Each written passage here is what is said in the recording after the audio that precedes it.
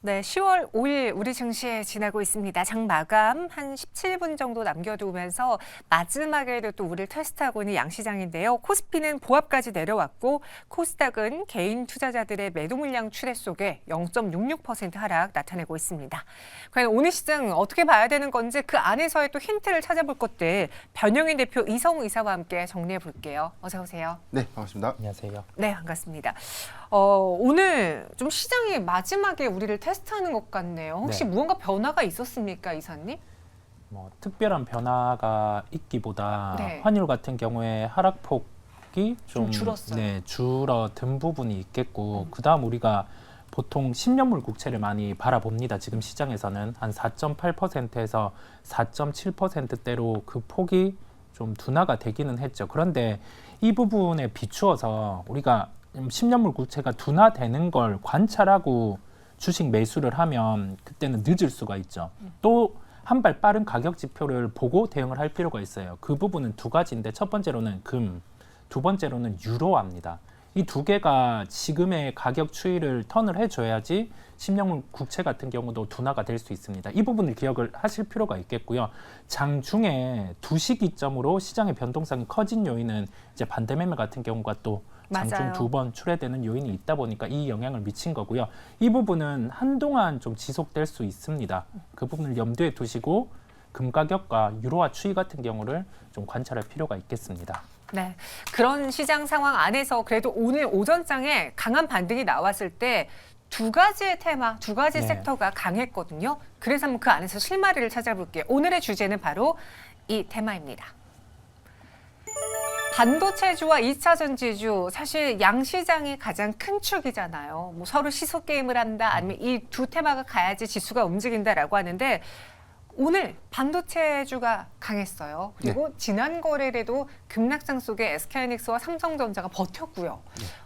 이 반도체주들의 상승에 대해서 주도주 자리를 확실히 보여주는 시기다라고 판단하십니까? 우선 오늘 이 장중에 어떤 반등 요소가 좀 있었죠. 미국 네. 국채 금리가 0.3에서 0.4포인트 정도 좀 내려갔다. 이 부분인데 사실 이게 좀 아직은 안도할 수 있는 수치는 아님에도 불구하고 지금 4분기 업황 회복에 대한 어떤 기대감들이 증시 반등 요소에서 반도체 섹터의 어떤 수급 이전으로 좀 확인되고 있는 모습입니다. 다음 주 삼성전자의 3분기 실적이 11일 날 발표가 될 예정인데 공교롭게도 11일 날 미국에서 PPI 지수 발표가 있어요. 그리고 12일 날은 CPI 지수 발표가 있기 때문에 이 매크로 이슈와 삼성전자 실적 추이가 저는 가장 중요한 변곡점이다라고 좀 판단해 봤습니다. 다음 주 이 기점을 통해서 어떤 증시의 방향성들이 좀 더 수립되고 이 과정에서 미국 장기물 국채의 금리가 안정화된다면 충분히 실적 기대감 하에서 반도체 섹터는 좀 모아가도 좋은 자리가 아닐까 판단해 봤습니다. 네, 근데 이 반도체 안에서도요, HBM파와 D램 낸드파가 좀 나뉘어지거든요. 그래서 네. 저희도 오늘 두 분에게 원하는 걸로 골라서 종목을 선별해 달라고 했는데 이성 이사님은 어느 쪽으로 골라주셨어요? 저는 조금 편한 쪽으로 우선 네. 선택을 했습니다. 그렇다 보니까 낸드랑 디램 쪽의 종목을 선택을 했고요. 네. 왜 그러냐고 하면은 우리가 HBM과 관련된 종목들이 안 된다라는 게 아니라 지금 시장 특성 같은 경우는 미래 가치 같은 경우를 미리 주가에 가지고 오는 경우가 아니에요. 왜냐하면 금리의 톤이 한 4.8, 4.7로 올라가 있다는 건 뭐냐고 하면은 네. 저번 주에 4.4 대비해서 4.7의 의미는 이게 영업이익 기준으로 미리 가지고 오던 한 10%의 영업이익을 덜 갖고 올 수 있는 요인이거든요. 그렇다 보니까 이 성장 같은 경우를 우선은 발생을 안 한다는 점을 시장에 대입을 한 거죠. 그렇다 보니까 조금 편안한 낸드, 디램 쪽의 종목을 우선 말씀드리게 되겠습니다. 지금 시장 자체가 좀 고금리 장기화의 우려 속에 빠져 있다 보니까 이 성장성을 땡겨올 수 있는 종목보다는 그래도 지금 편안한 디램 낸드 쪽에 업황 턴어라운드를 지켜보는 게 어떻겠느냐라는 이사님의 의견이었거든요. 그럼 두 분이 선택한 종목은 어떤 것일지 보겠습니다. 반도체가 워낙 많아서 선택하기 어려우셨을 텐데 변영애 대표님은 HBM 테마를 선택하면서 ISC, 한미반도체, 대덕전자를 선택했고요. 이성 이사님은 좀 편한 하나머티리얼즈와 에로티 백큐ම්, SK하이닉스를 선택을 하셨습니다. 대표님은 네. 앞서 그 이성 이사님이 네. HBM 그래 끝난 거 아니지만 성장성을 땡겨오기에는 지금 시장이 좀 불안하니 나는 디램 랜드를 선택했다라고 했거든요. 일단 이게 3분기 이 실적 발표를 기점으로 해서 이 반도체 섹터가 반등을 하느냐.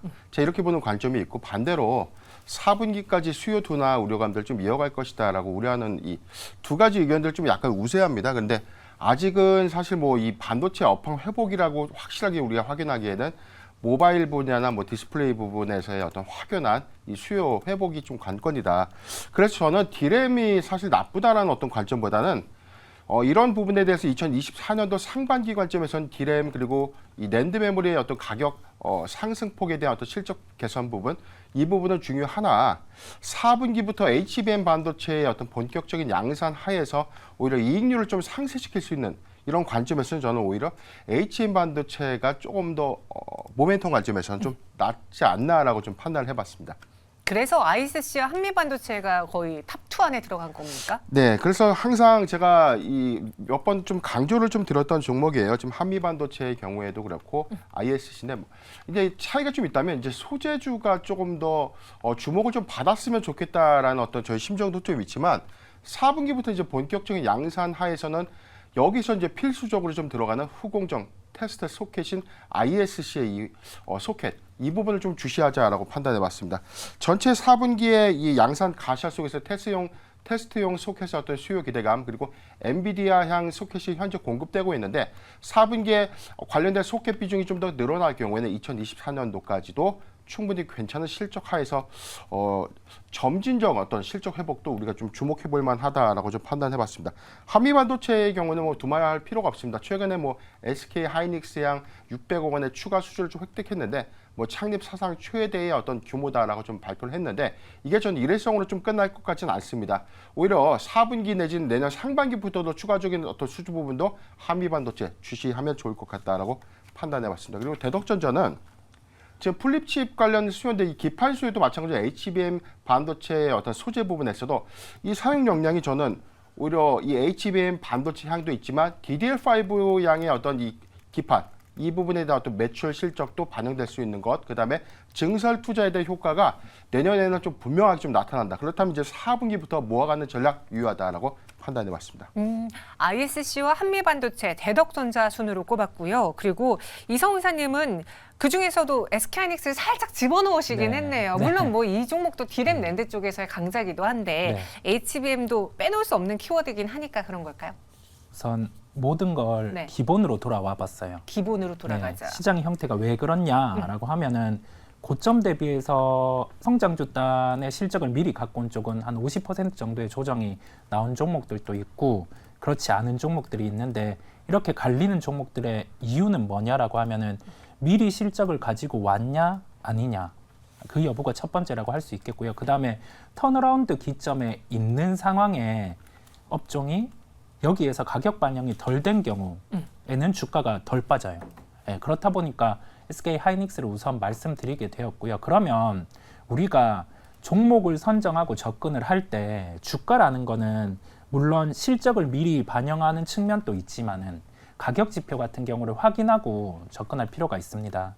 반도체 같은 경우는 우리가 레거드 이쪽 같은 경우는 가격 지표가 뭐 낸드, 디램 이쪽에 현물가, 뭐 선물가 이 부분을 같이 감안을 해보고 여기에서 재고 추정을 하는 거죠. 네. 재고는 지금 역사적인 하단 정도로 줄어든 상황이고 가격 반등 같은 경우는 DDR4, 5 모두 확인한 상황입니다. 그러면 당장 3분기 실적이 좋지 않더라도 이 가격 반등이 나타난 기점부터는 실적이 좋을 수 있겠죠. 그러면 4분기에 그 실적은 반영이 됩니다. 그렇다 보니 하이닉스 같은 경우는 주가가 안 빠지고 오늘 같은 경우도 더 강한 겁니다. 업황 턴어라운드의 진심이라고 제가 명명을 해놨는데 네. 왜 진심이냐라고 하면 가격 지표를 확인했기 때문이죠. 감산이 이루어졌고 그러면 4분기 실적이 3분기보다는 당연히 좋을 수밖에 없습니다. 이 점을 감안해서 SK 하이닉스 같은 경우를 제가 랭크에 올렸고요.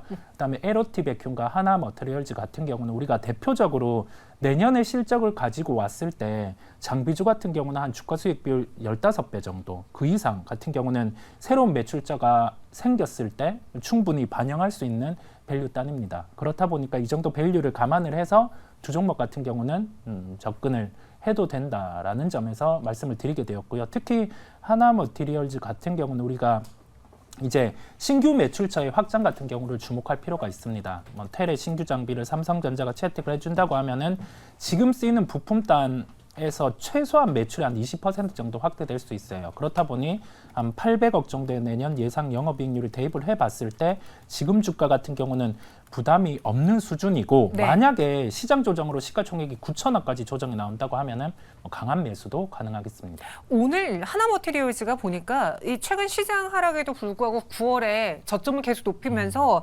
53,800원까지 올라가더라고요. 여기서 그럼 신규 매수도 좀 가능할지 거의 고점 영역, 최근 연중 최고점 영역이니까 네. 전략도 한번 세워볼까요?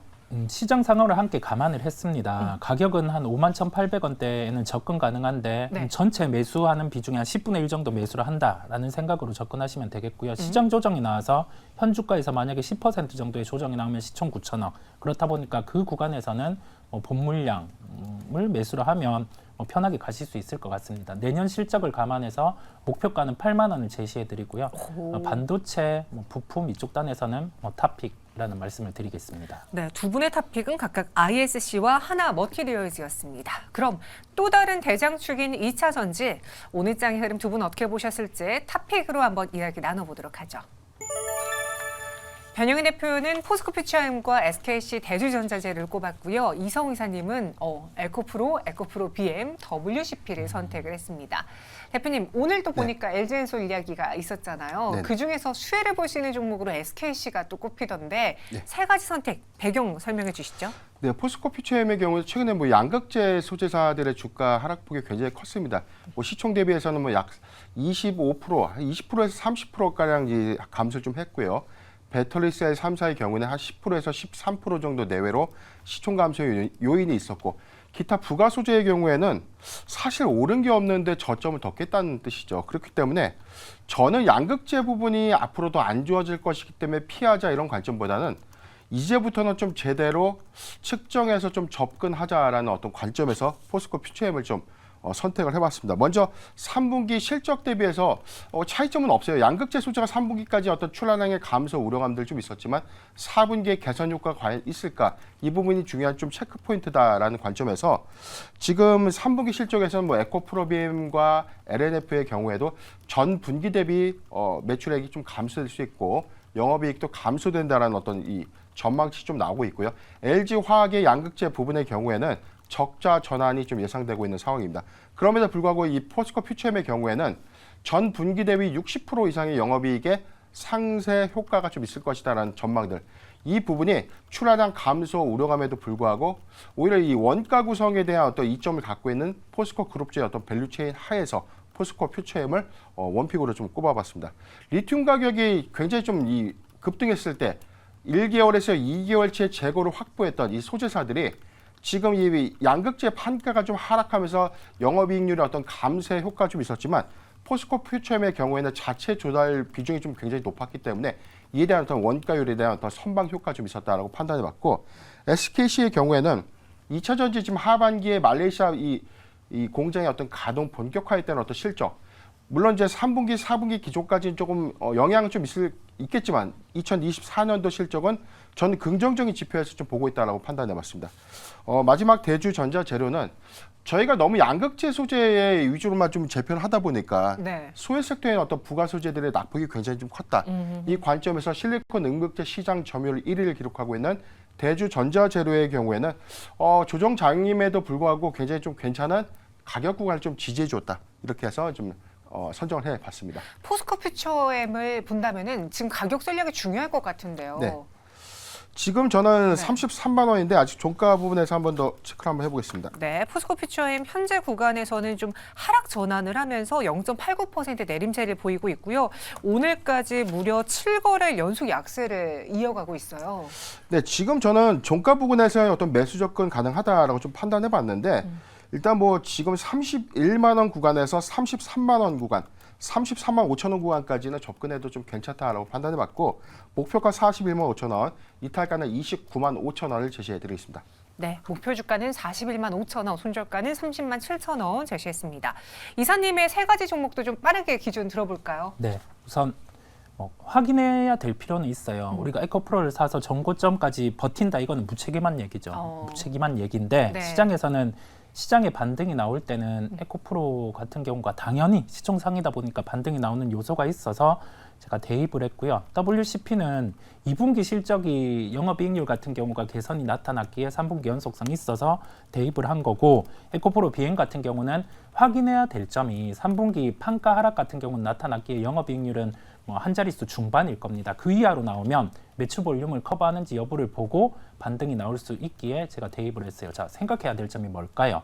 주가 같은 경우가 시장이 밀릴 때 하반 경직성이 나타내는 걸 보고 지금은 기술적 반등 정도로 우선 고려를 하는 겁니다. 시장의 턴을 확인을 해야 됩니다. 종목을 제시한다고 해서 무작정 매수하고 간다, 이 개념은 아니라는 점을 기억하시면 되겠습니다.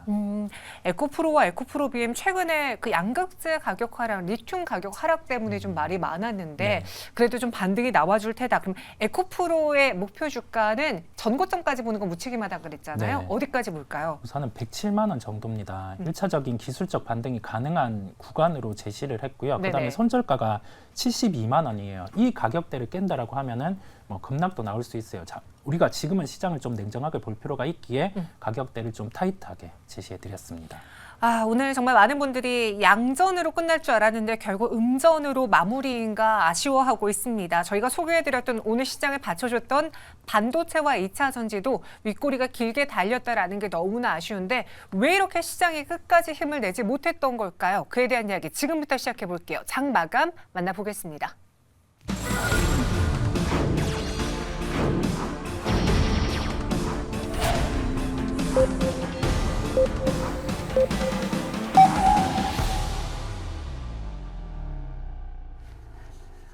네, 10월 5일 우리 증시 문을 닫았습니다. 정말 오늘도 쉽게 상승을 맛보지 않게 하는 어려운 국내 증시입니다. 일단 오후 들어서 갑자기 시장이 하락 전환한 배경을 보자면은 일단 원달러 환율이 1,345원까지 내려오다가 다시 1,350원까지 올라간 것도 한 몫을 했고요. 또 선물 옵션 만기라는 점, 또 여기에 2시를 기점으로 코스닥에서 개인의 투매가 나왔다라는 것도 반대 매매를 의심해 볼 수 있지 않나 싶습니다. 정확하게 지수의 상황은 어떤지 김예술 아나운서 통해서 먼저 알아보도록 하죠. 네, 클로징벨 플러스 마감 상황 전해드립니다. 연휴가 지나고 불안했던 우리 국내 증시, 오늘은 이 낙폭을 만회하나 싶었는데요. 다만 오후 들어서 이 장 초반에 올랐던 상승분마저도 모두 반납하는 하루였습니다. 코스피는 오늘 상승 출발하며 2,420선까지도 올라왔었는데요. 오후 들어서는 보합권까지 내려온 모습입니다. 이 개인들의 순매수에도 지수를 끌어올리지는 못했습니다. 지수는 전거래일 대비 0.09% 하락하며 2,403선에서 오늘 거래 마감했습니다. 코스닥은 외국인과 기관의 수급이 돌아오긴 했습니다만 지수는 하방을 가리켰습니다. 상승분을 오늘 모두 반납하며 하락폭을 점점 더 키웠습니다. 전거래일 대비 0.79% 하락하며 801선에서 800선 간신히 지켜냈습니다. 오늘 시장에서는 자율주행과 관련된 기업들이 주목을 받기도 했습니다. 이 오비고입니다. 이 차량용 앱 서비스를 만드는 회사인데요. 오늘 현대차 OTT 서비스에 LG U+ 모바일 TV를 탑재한다는 소식이 전해졌습니다. 오늘 자율주행 관련주로 분류되며 오늘 시장에서 큰 급등이 나왔고요. 상승분을 5%대까지 반납을 한 모습입니다. 그리고 스마트레이더 시스템입니다. 오늘 오랜만에 반등이 나온 기업인데요. 역시나 7% 가까이 상승하며 오늘 거래를 마감했고요. 동훈 아나텍도 자율주행 반도체 칩을 개발하는 회사입니다. 오늘 기관들의 순매도로 지금까지 조정을 받았던 기업인데요. 오늘 반등이 오랜만에 나왔습니다. 6% 강세로 마감했습니다. 그리고 오늘 시장에서는 5G 통신 관련한 기업들도 시장에서 주목을 받았습니다. 라이콤입니다. 광통신기기의 핵심 부품을 만드는 회사인데요. 오늘 정부가 모빌리티 규제 샌드박스를 도입한다고 밝히며 시장에서 주목을 받았습니다. 오늘 18% 넘는 급등으로 거래를 마쳤습니다. 그리고 자람 테크놀로지입니다. 오늘 글로벌 통신 장비 기업과 공급 계약을 했다는 소식이 전해지며 오늘 시장에서 역시 주목을 받았습니다. 6% 넘게 상승 마감했고요. 그리고 HFR입니다. 장 초반에는 보합권에 있다가 오후 2시 들어서 급등이 나왔고요. 오늘 상승분을 조금은 반납은 했습니다. 다만 7% 넘게 강세로 마감했고요. 그리고 솔리드도 요즘 주목을 받고 있는 기업입니다. 최근 NTT 도코모의 파트너사로 합류하면서 주목을 받았는데요. 이 엔비디아가 NTT 도코모와 GPU 5G 구축에 나선다고 밝히며 오늘 시장에서도 역시 주목을 받았습니다. 8% 넘는 강세로 마감했습니다. 그리고 오늘 시장에서는 제약 싹바이오 기업 중에서도 항암제 관련한 기업들 다시 주목을 받았는데요. 세종 메디칼입니다. 어제 연휴가 끝나고 부진한 시장 속에서도 강세 흐름을 이어가며 주목을 받았던 기업입니다. 오늘도 강한 흐름 이어가며 3거래일 연속으로 급등 흐름 여전히 보여주고 있습니다. 그리고 브릿지 바이오입니다. 최근 임상 시험을 중단한 기업인데요. 어제 중단 이후에 행보에 대한 기업 설명회를 가졌습니다. 오늘 다시 반등을 시도하는 모습입니다. 4% 넘게 상승 마감했고요. 퓨처캠 역시도 신약 기술 수출 기대감이 커지면서 오늘 3거래일 연속으로 상승불 켜내면서 마감했습니다. 그리고 오늘 두산 로보틱스가 상장하면서 기대감이라는 재료가 소멸이 됐습니다. 상장 기대감으로 두산의 주가가 크게 급등세를 보였는데요. 오늘 다시 한번 급락하는 모습을 보였습니다. 두산은 19% 넘게 하락하며 91,800원으로 오늘 거래를 마쳤고요. 두산 우선주 역시도 22% 넘는 하락세로 거래를 마쳤습니다. 네, 오늘 시장 이렇게 정리해봤습니다. 시장은 반등에 나섰지만 지수는 장 마감까지 하방 압력을 피해갈 순 없었습니다. 오늘 시장 또 어떻게 대응해 나가야 할지 클로징벨 플러스로 계속해서 이어가시죠. 네, 오늘 상승을 유지하지 못하고 또 코스피는 2,400선 지지 시험대에 올랐고요. 코스닥도 800선 지지 시험대에 올라버렸습니다. 왜 갑자기 오후장에 시장의 분위기가 바뀌었느냐, 저희가 이 점이 가장 궁금했거든요. 이사님, 오늘 장 종가 상황 좀 브리핑해 주시죠. 지금 시장에 네. 영향을 미치는 게 환율 측면, 그다음에 외국인 선물의 흐름, 여기에 따라서 프로그램 추이가 왔다 갔다 하는 현상이 지속되다 보니까 이런 현상이 나타나는 모습이었고요. 2시 반기점으로 외국인이 선물 매도를 확대할 때 개인이 받아주는 모습이 나타났는데, 이 구간에서 프로그램 이제 매도 같은 경우가 나타난 거죠. 이러한 현상이 장 초반에도 나타났었는데 장 후반에도 동일한 흐름이 나타나면서 시장은 조정이 나오는 모습이었어요. 우리가 양대지수, 거래소, 코스닥을 기술적인 측면에서 보더라도 지금 오늘의 반등 같은 경우는 나타났어야 하는 구간인데 못 나타났습니다. 그러면 여기에서 대응 같은 경우는 어떻게 하냐? 첫 번째로는 외국인이 최소한 종가 기준으로 코스닥에 한 2천억 이상을 매수를 해주는지 확인을 할 필요가 있어요. 그러면 여기에서 매수한 종목 같은 경우는 이제는 가지고 갈 수 있는 구조고, 그렇지 않다라고 하면은 장중 매매 같은 경우가 지금은 최선이라는 점을 말씀드릴 수 있겠고요.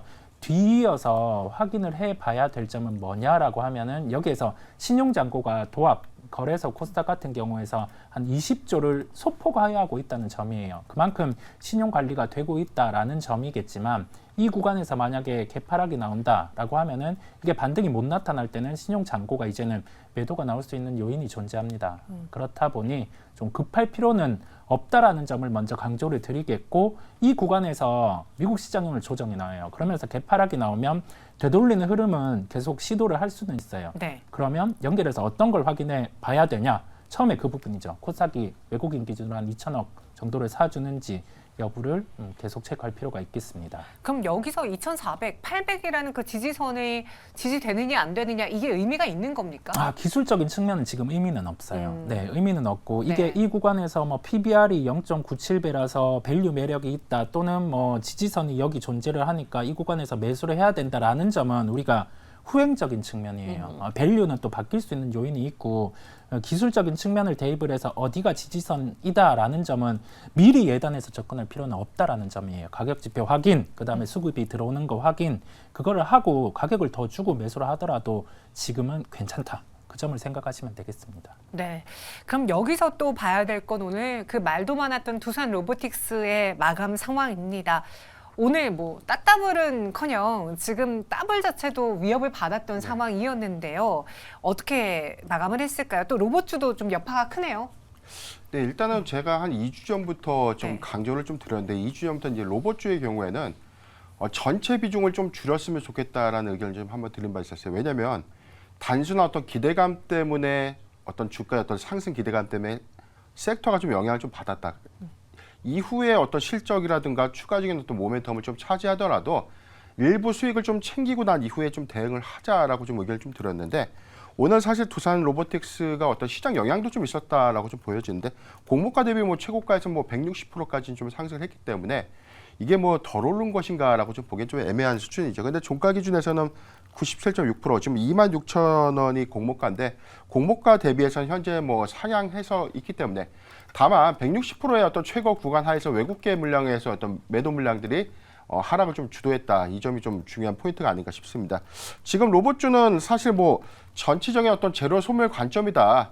두산 로보틱스의 어떤 상장 기대감들로 주가 좀 급등을 했었는데 오늘 두산의 경우에 19.4% 정도 하락을 했고요. 뭐 대동기업, SP 시스템스 관련돼서 어떤 두산 로보틱스 상장 관련 종목들의 어떤 낙폭이 조금 더 크다.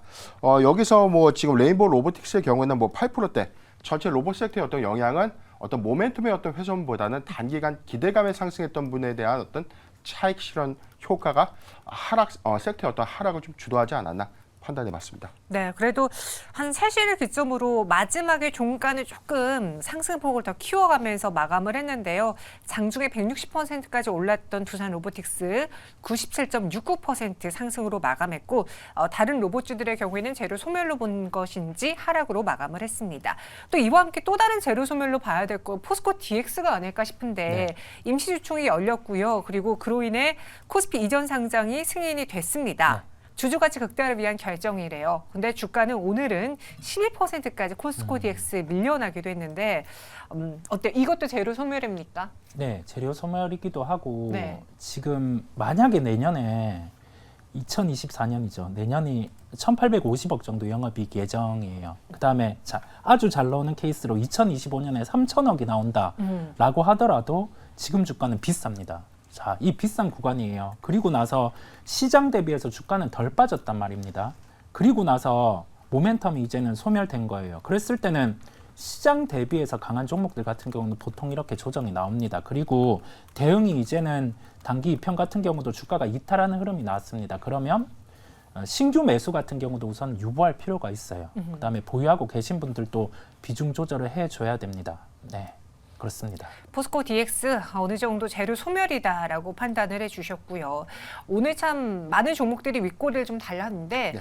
변영인 대표님은 좀 개인적으로 오늘 시장에서 이제 이 종목이라면은 하락이 어느 정도 나왔다라고 판단한 그런 좀 저가는 모르겠지만 바닥 다지기 하는 그런 종목으로 어떤 걸 보고 계십니까? 오늘 보니까 음식료 쪽이 좀 강했는데. 일단 저는 뭐 중국 네. 리오프닝 관련 종목들이죠. 뭐 최근 어떤 테마 기대감들이 좀 덜 반영됐던 종목들. 근데 저는 이제 항상 좀 강조드렸던 게 3분기 내지는 뭐 4분기에 실적 좀 분명히 좀 좋아지는데 주가가 좀 역행하거나 좀 조정받았던 종목들. 이런 종목들은 조금 소비주 같은 경우나 뭐 화장품 섹터의 경우에는 물론 3분기 실적 확인이 굉장히 좀 중요하겠지만 저는 뭐 최근에 뭐 종목 선정해드렸던 뭐 호텔 신라의 경우 이런 종목들도 좀 눈여겨볼 포인트가 아닌가. 지금 배터리셀 3사의 경우에도 어제 구간에서는 뭐 지나친 낙폭 과대 구간이다라고 좀 인식을 좀 했는데 저는 사실 매수하기 좋은 종목들에 대한 어떤 구간 편입 효과는 좀 좋다. 그런데 아직은 국채금리에 대한 어떤 이 방향성을 좀 더 수립하고 확정하는 것이 좀 낫지 않겠나라고 판단해봤습니다. 오늘 외국인 투자자들은 SK하이닉스, 기아, 하이브, 포스코퓨처, MTC 시스티를 매수했고요. 기관 투자자들은 삼성바이오로직스와 삼성전자, LG엔솔, LG화학을 사들였습니다.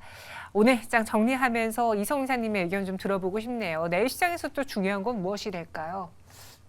가격 지표를 계속 확인해 봐야 된다라는 점이겠고요. 네. 보통 이런 시장은 우리가 장 초반에 이렇게 뭐 상승이 나오더라도 외국인 매수 같은 경우 적어도 코스닥 2,000억 이 부분을 꼭 기억을 하셔야 돼요. 그렇지 않으면 지금처럼 밀리는 장이 계속 연출이 될 수 있습니다. 그렇다 보니까 두 가지를 보자고요. 우리나라 시장에서 선물이 외국인 기준으로 적어도 한 1,000계약 이상 사주는지, 그다음에 코스닥 시장 2,000억 정도 매수를 해주는지, 그렇다고 하면은 수급으로 바닥은 나올 수 있습니다. 네, 그 부분을 체크하고 천천히 가셔도 늦지 않습니다. 가격 지표를 계속 보자. 더 빠른 가격 지표의 반응 체크가 필요하다라고 했고요. 변영인 대표님의 내일장 전망은 어떻습니까? 저는 뭐 지수의 진바닥을 한 번 더 확인해 볼 필요가 좀 있다. 내일까지 어떤 시장 영향은 일단은 뭐 상방이냐 하방이냐 이 부분보다는 미국 국채 금리에 대한 어떤 이 변동성 이게 일단은 선행돼서 안정화 단계에 있어야 된다. 그리고 다음 주에 매크로 이슈가 좀 있죠. PPI와 CPI 지수 발표 이후의 방향성. 연준의 경우에는 11월 금리 인상 할 것인가 말 것인가 이 부분인데 일단 뭐 대체적으로 동결 가능성이 좀 커지고 있다. 다만 이 지표가 저는 좀 긍정적으로 보여지는 어떤 측면 중에 하나가 바로 유가가 어제 5%대 좀 급락을 좀 했었죠. 이 부분에 대한 어떤 이 여파는 이 연준의 어떤 스탠스에 따라서 방향성으로 좀 작용하지 않을까. 다음 주가 그래서 굉장히 중요한 변곡점이다. 이 점도 참고하시길 바라겠습니다. 네. 코스닥이 오늘 좀 지수 투매 구간, 특히 개인 투자자들의 투매 구간에서 다행인 거는 외국인과 기관이 매수로 대응을 했습니다.